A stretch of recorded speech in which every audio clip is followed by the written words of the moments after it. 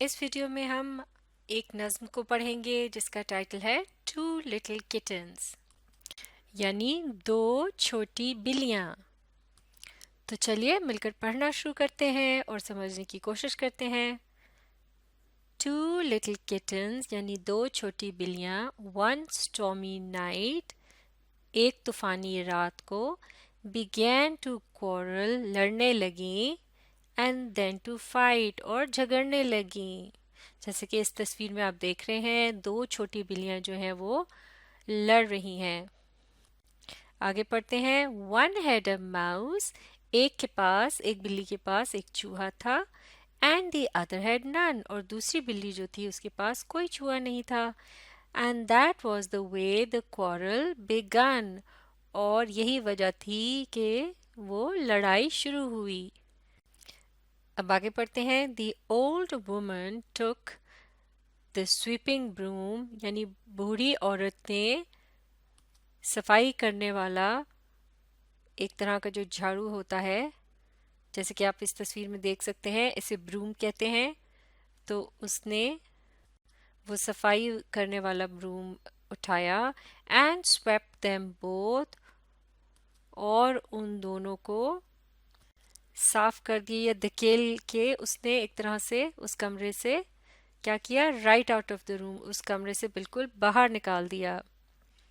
یعنی اس بروم کی مدد سے اس بوڑھی عورت نے ان دونوں بلیوں کو کمرے سے باہر دھکیل دیا یا باہر نکال دیا، کیونکہ وہ کیا کر رہی تھیں، وہ لڑ جھگڑ رہی تھیں۔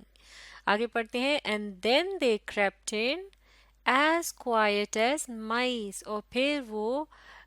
چپکے سے آہستہ آہستہ سے اندر واپس آ گئیں۔ crept in یعنی کہ چپکے چپکے سے وہ چلتی ہوئی اندر داخل ہوئی۔ As quite as a mice,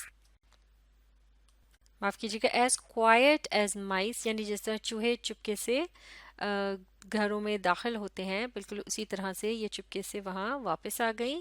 all wet with snow، اور وہ برف سے گیلی ہو رہی تھیں۔ and as cold as ice، اور وہ کوری کی طرح سے یخ یا ٹھنڈی ہو رہی تھیں، چونکہ باہر جو ہے وہ ایک طوفانی رات تھی اور برف پڑ رہی تھی، تو باہر ٹھہرنا جو تھا ان کے لیے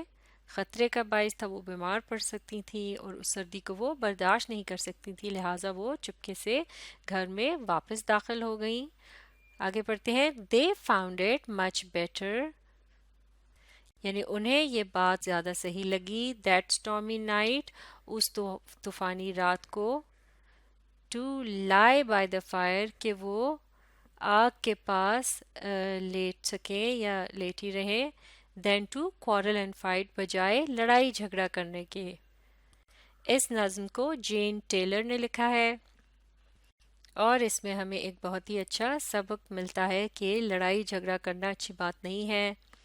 جیسا کہ اس نظم میں ہم نے یہ دیکھا کہ اس کے شروع میں دو جو بلیاں ہیں انہیں بتایا گیا ہے کہ وہ آپس میں لڑ جھگڑ رہی تھیں، اور لڑنے کی وجہ کیا تھی کہ ایک بلی کو ایک چوہا مل گیا تھا اور وہ دوسری بلی جو ہے اس کو نہیں دینا چاہتی تھی، اور پھر اس طرح سے تنازع اس بات کی وجہ سے ان کی ایک لڑائی سی شروع ہو گئی، اور یقیناً وہاں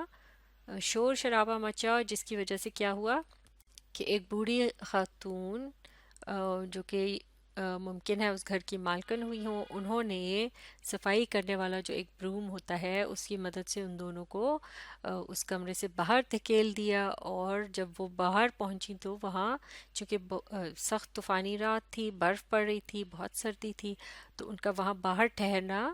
مشکل تھا، بہت جو ہے ان کے لیے خطرناک ثابت ہو سکتا تھا، ان کو سردی لگ سکتی تھی، وہ بیمار پڑ سکتی تھی، لہٰذا وہ چپکے سے چوہوں کی طرح سے خاموشی کے ساتھ واپس اس گھر میں داخل ہو گئی، اور